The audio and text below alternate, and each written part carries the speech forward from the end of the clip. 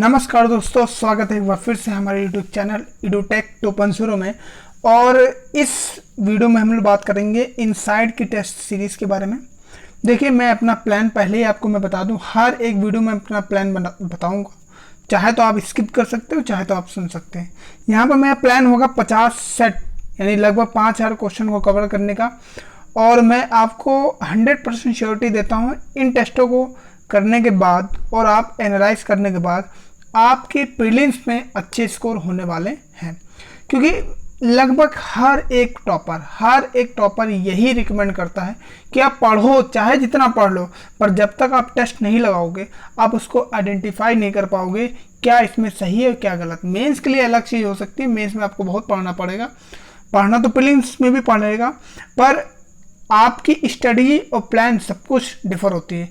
आप लक्ष्मीकांत 50 बार पढ़े हो, डजंट मैटर, यदि आप उससे क्वेश्चन हल नहीं कर पा रहे हो तो वो आपके लिए वेस्ट है। इसलिए टेस्ट सीरीज को आप लगाइए और जहां आप गलती करें उसको जाकर दोबारा आइडेंटिफाई करिए। तो हम यहाँ पे 50 सेट लगाने वाले हैं। अब ये 50 सेट कौन कौन से होंगे, तो देखो भाई, सीधी सी बात है कि मैंने अभी 2 टेस्ट जो है यहाँ पर यानी किए हैं, तो उसमें हमने 50 क्वेश्चन के आसपास डिस्कस किए, वो आईएएस बाबा की थी। ठीक है, अब यहाँ पर हम इनसाइड के कवर कर रहे हैं। ठीक है, ऐसे हम अदल बदल का करते रहेंगे जिससे आपको मटेरियल का थोड़ा अंदाजा लग सके और आप थोड़ा कंपेयर कर सके कि आईएएस बाबा इनसाइड से कितना अलग है। ठीक है, देखो यहाँ पर क्वेश्चनों आंसरों में पहले टिक लगेगा। ठीक है, मैंने कोई स्टिक खरीदी नहीं है। ठीक है, ये किसी और दोस्त ने खरीदी थी, उसने मुझे रिकमेंड किया। तो यहाँ पर आंसर आपको मिल जाएंगे, तो आप चाहे तो थोड़ा एनालाइज भी कर सकते हैं। और देखिए, टेस्ट देना एक अलग चीज़ है, एनालाइज करना एक अलग चीज़ है। सिलेक्शन कहाँ से आता है? सिलेक्शन एनालाइज से आता है। समझे कि नहीं? बात समझ रहे हैं? इसलिए वीडियो को आराम से देखना, क्वेश्चन का आंसर देखना और समझने का प्रयास करना। जो कॉन्सेप्ट आपके वीक है उसको कवर करिएगा। ठीक है, चैनल पर पहली बार आए तो चैनल को सब्सक्राइब कर लीजिए, क्योंकि इस पर बहुत सारी एसटी आने वाली है। ठीक है, ओके, चलो वीडियो को शुरू करते हैं। देखो जो पहला क्वेश्चन है, हमारा पहला क्वेश्चन बोल रहा है कि भारत निर्वाचन आयोग के संबंध में बात करता है। तो देखो, निर्वाचन आयोग के बारे में हमें थोड़ा बहुत पता होना चाहिए। तो निर्वाचन आयोग हमारे आर्टिकल 224 में बात करता है। 224 अनुच्छेद 224 बोलता है यानी एक निर्वाचन आयोग होगा। ठीक है, अब क्वेश्चन पहला जो पॉइंट दिए समानता निर्वाचन आयोग की सेवाएं, शर्तें और पद अवधि केंद्र द्वारा तय की जाती है। ये यार बिल्कुल पॉसिबल नहीं है। रीजन क्या है, सोचो। यदि निर्वाचन आयोग यदि केंद्र के हिसाब से काम करेगा तो यहाँ पर चुनाव तो हमेशा केंद्र ही जीतेगी। तो पहला ऑप्शन क्या होगा? कट। तो यदि जैसे पहला ऑप्शन कट होगा तो ऑप्शन नंबर ए और ऑप्शन नंबर सी डिलीट हो गया। अब बचे कौन? आपके पास 2 और लास्ट वाला। दूसरा पढ़ते हैं कि यह संसद, पंचायत और राष्ट्रपति की पद। पंचायत, तो भाई देखो फिर वही बात, निर्वाचन आयोग कभी भी पंचायत का चुनाव नहीं करती, वो राज्य की जिम्मेदारी होती। तो ऑप्शन नंबर 2 भी कटा, तो ऑप्शन 2 भी कटा, तो ये भी गया। तो आंसर क्या आ गया? Option number 3। तो एलिमिनेशन राउंड, जो एलिमिनेशन ट्रिक है ना, वो यहाँ पर आपकी काम करेगी और लगभग हर क्वेश्चन में काम करती है। यहाँ पे आप थोड़ा डिस्क्लेमेशन है, आप उसको पढ़ सकते हैं। अगले क्वेश्चन बात करेंगे कि संघ लोक सेवा आयोग। अब यूपीएससी की बात आ गई। देखो, यूपीएससी कौन से आर्टिकल्स यानी किस एक्ट से बनाया गया, तो ये आपको पता होना चाहिए। तो 1990 का यानी 1919 का जो एक्ट आया था ना, उसके हिसाब से संघ लोक सेवा आयोग बनाया गया था। फिर इसका नाम बदल करके बाद में कर दिया गया। पहले कुछ और था, बाद में नाम इसका बदला गया था। ठीक है, अब उसको थोड़ा विकिपीडिया पे सर्च कर लीजिएगा। देखो, भारत के संविधान में आयोग की संख्या का उल्लेख नहीं किया गया। तो जाहिर सी बात है, संघ लोक सेवा आयोग जो है संविधान में कहीं पर भी इसकी बॉडी का इसमें नहीं दिया है। अटॉर्नी जनरल है आपके पास, निर्वाचन आयोग आपने पढ़ा, इसके बारे में दिया है, पर इसके बारे में कहीं पर भी नहीं है। ठीक है, दूसरी चीज यानी ये संवैधानिक बॉडी नहीं है। दूसरी चीज, दूसरा ऑप्शन क्या है कि संविधान आयोग के अध्यक्ष और अन्य सदस्यों की सेवा शर्तों को निर्धारित करने के लिए संसद को अधिकार किया गया। यार ये फिर वही बात हो गई कि यूपीएससी यदि केंद्र के हिसाब से काम करेगा या फिर संसद के हिसाब से काम करेगा, तो उसके अंदर जो भी एम्प्लॉय होंगे वो संसद के होंगे, मंत्री होंगे, उनके बेटे होंगे। तो ये भी पॉसिबल नहीं है। देख रहे हैं कैसे आप एलिमिनेट कर सकते हैं क्वेश्चन को। ठीक है, क्वेश्चन में कैसे आप वर्ड्स को एलिमिनेट कर सकते हैं। ठीक है, थर्ड ऑप्शन है कि आयोग के आधे सदस्यों को भारत सरकार यानी भारत सरकार या राज्य सरकार के अधीन 10 वर्ष का अनुभव है। ये एकदम सही आंसर है कि चाहे वो आप केंद्र हो चाहे वो राज्य हो, हर जगह से जब एम्प्लॉय लिए जाते हैं तो उनका एक्सपीरियंस 10 साल का होना ही होना चाहिए। ठीक है, तो ऑप्शन नंबर क्या होगा?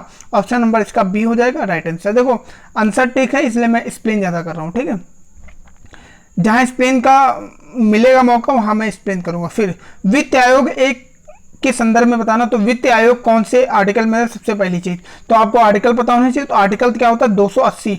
280 में क्या बात की है? ये वित्त आयोग के बारे में बात की है। तो वित्त आयोग यह एक अर्धन्यायिक निकाय है। एकदम सही भैया, ये एक अर्धन्यायिक निकाय है। संविधान ने संसद को आयोग की सदस्य की योग्यता और चयन विधि का निर्धारण करने का अधिकार दिया। ऑप्शन थर्ड, 15 वित्त आयोग रक्षा और आंतरिक सुरक्षा के वित्त पोषण के लिए एक अलग तंत्र की स्थापना करने की संभावना भी जांच की। तो ऑप्शन 3 तो एकदम सही लग रहा है मुझे।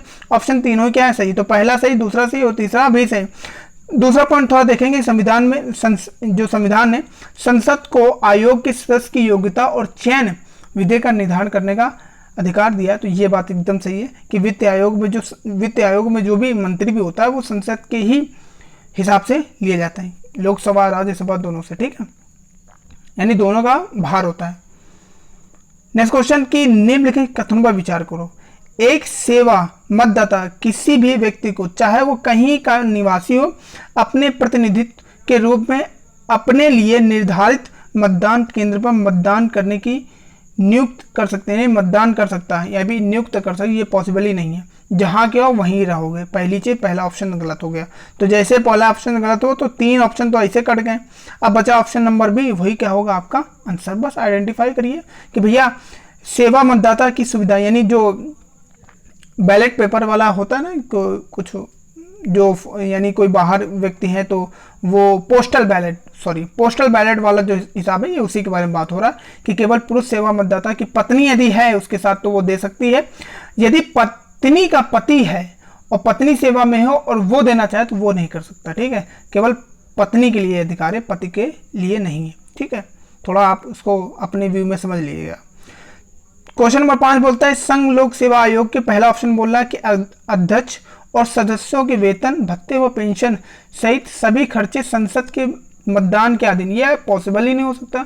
क्यों पॉसिबल हो गया यार? फिर वही बात हो गई, यदि ये पावर हम संसद को दे देंगे तो फिर जो संघ लोक सेवा आयोग है वो संसद के हिसाब से काम करेगा, जबकि ये ऐसा नहीं होता है। तो ऑप्शन नंबर 2, पहला तो पहले गलत हो गया, तो ये कट हो गया, आपके बचे 2। अब 2 में आपको छांटना है, 50-50 का चांस होगा।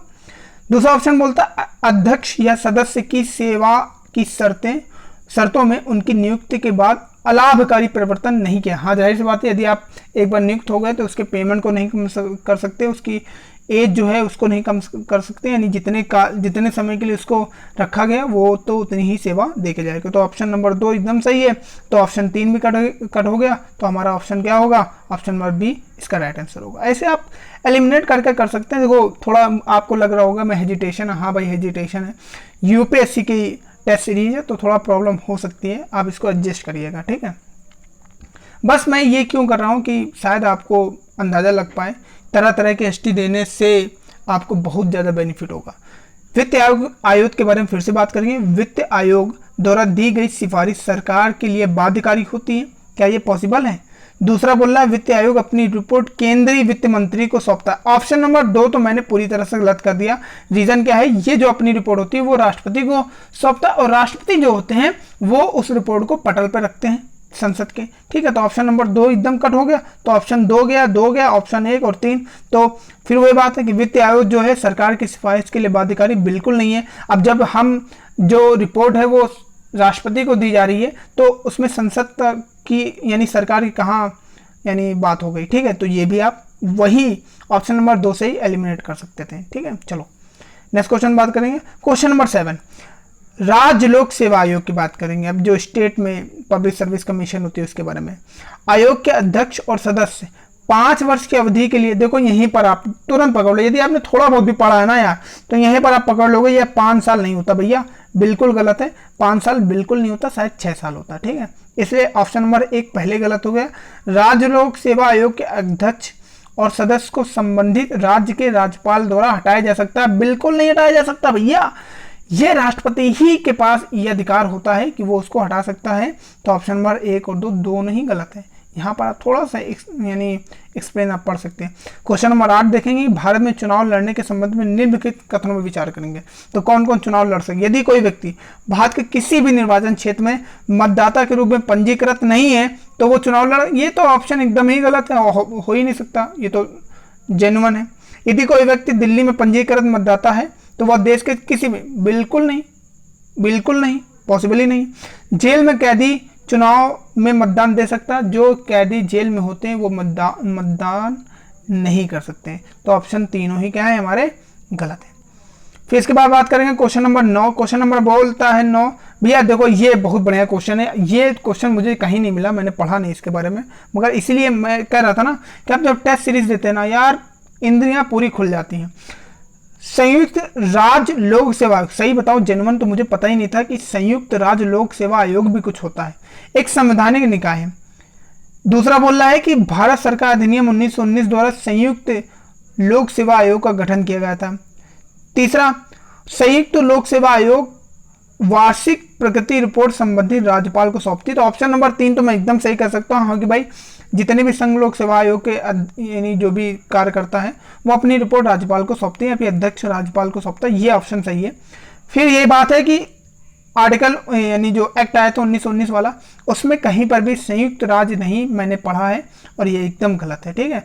ये जो अवधारणा ये शायद 1960-61 में आई थी, ठीक है, कि एक ऐसी भी यानी कमेटी होनी चाहिए जो राज्य लोक सेवा आयोग और संघ लोक सेवा आयोग को मिला करके एक रिपोर्ट बना पाए, ठीक है। तो ऑप्शन नंबर ए क्या है, एक्यूरेट आंसर है। क्वेश्चन नंबर 10 देखेंगे, 10 के बारे में बात करेंगे। बहुत अच्छा क्वेश्चन है यार, बहुत बढ़िया क्वेश्चन है, इससे आपको SC/ST एक्ट क्या बहुत ज्यादा क्लैरिटी आपको मिलेगी। ऑप्शन नंबर ए बोलता है अनुसूचित जाति के हितों का उल्लंघन करने वाले किसी भी मामले से संबंधित शिकायत की जांच की जा सकती है, ये आयोग करता है, ये आपको पता होना चाहिए यदि आपने SC/ST एक्ट पढ़ा है। दूसरा, अनुसूचित जाति के सामाजिक आर्थिक विकास से संबंधित योजनाओं के निर्माण के समय सहभागिता निभाना एवं उचित परामर्श देना। हाँ भाई, यदि कोई भी अमेंडमेंट आ रहा, कोई भी बात हो रही तो इस कमेटी से रिकमेंडेशन जरूर मांगी जाती है। थर्ड नंबर, ये पॉइंट मुझे बहुत अटपटा लगा कि आयोग पिछड़े वर्ग और आंग्ल भारतीय समुदाय के संवैधानिक और अन्य कानूनी सुरक्षा उपाय से संबंधित सभी मामलों की जांच करता है तथा उनके कार्यों की रिपोर्ट राष्ट्रपति को सौंपता है। एकदम सही है भाई। ये आप यदि SC/ST एक्ट पढ़ेंगे तो पहले जो SC का एक्ट था ना, यानी ये जो अनुसूचित जाति वाला आयोग है, ये पहले OBC का भी मामला देखता था, OBC को भी मामले को हैंडल करता था, अब भी हैंडल करता है, पर बाद में 2014 शायद बाद में ये डेफिनेटली मुझे नहीं याद है, बाद में OBC के लिए अलग से एक आयोग बनाया गया बहुत ज़्यादा रिकमेंडेशन के बाद। तो आप इसको बहुत अच्छे से डिटेक्ट कर सकते हो। ऑप्शन तीनों क्या आपके राइट आंसर है। तो इस वीडियो में हम लोग 10 क्वेश्चन ही देखेंगे, 10 क्वेश्चन देखेंगे जिससे आपकी इंद्रियां भी खुली रहें और आप बोर ना हो, क्योंकि यार बहुत बड़ा लेक्चर हो जाता है। मैंने पिछले 32 मिनट के और 25 मिनट की वीडियो अपलोड किए तो कोई देखना है पसंद ही नहीं कर रहा। मैं समझ सकता हूँ कि इतना भारी भरकन काम कर पाना पॉसिबल नहीं है। तो 10 क्वेश्चन लेकर के चलेंगे। वीडियो पसंद है तो इसे लाइक और शेयर कर दें। Thank you so much.